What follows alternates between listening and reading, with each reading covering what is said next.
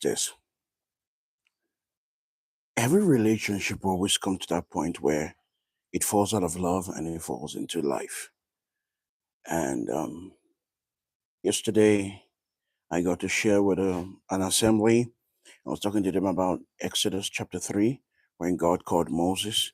And he said he saw the burning bush, but God did not speak until he intentionally turned to go see what was going on. And I think that's what happens with us too. We come to the presence of God and we don't know how it's going to work out. We don't know how it's going to operate. And we're confused at one point in our walk with God because we are not, the excitement is no longer there. We're no longer connecting as we ought to. We're no longer walking as we ought to work.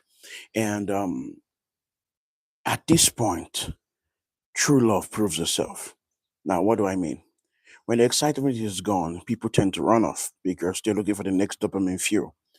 But then those who remain are those who make the conscious decision to abide.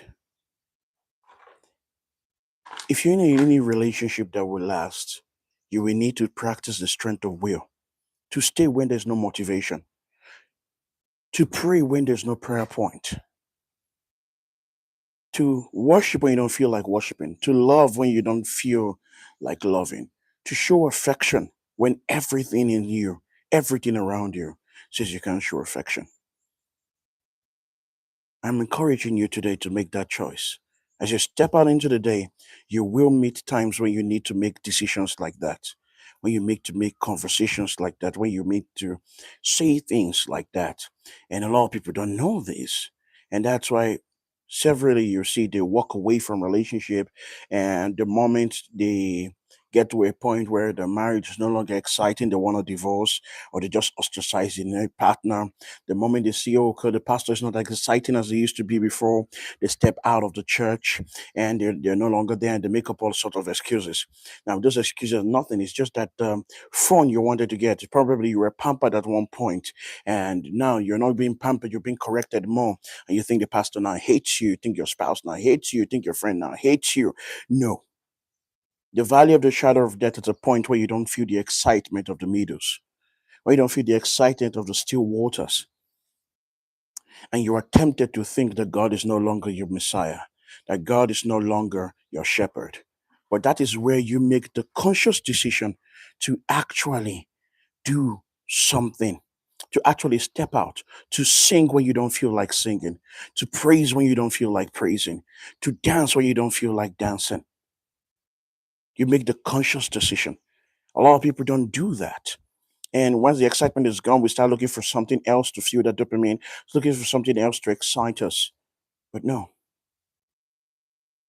it's like that.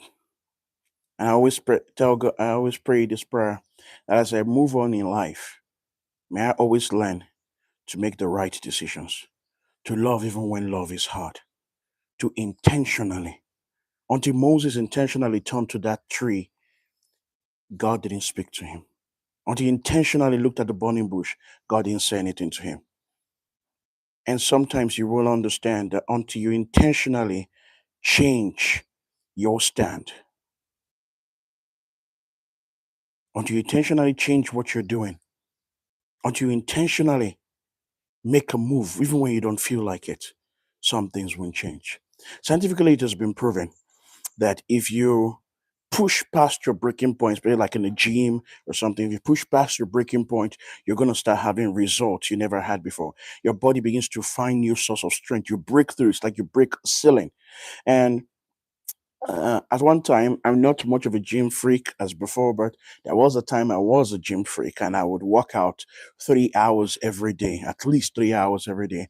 And that was pretty crazy. And I'll go in the morning and the evening, I'll work out at home again. And I'll do that. And I still remember every time I would push weight and I would get to that point where everything in me is saying, quit, quit, quit, just stop. And I managed to just push past that one. I noticed things change in my life. My body would find new strength. Things will begin to happen. And I want to encourage you today. Make the conscious decision.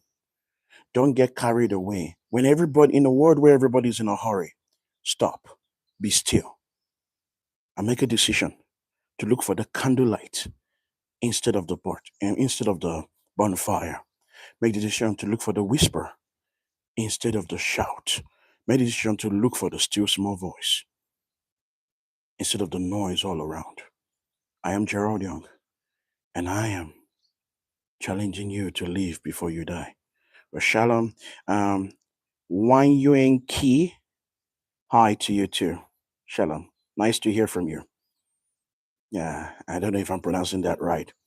For every one of you who joined me briefly, who joined me for this brief message, thank you. I'll see you again. Shalom.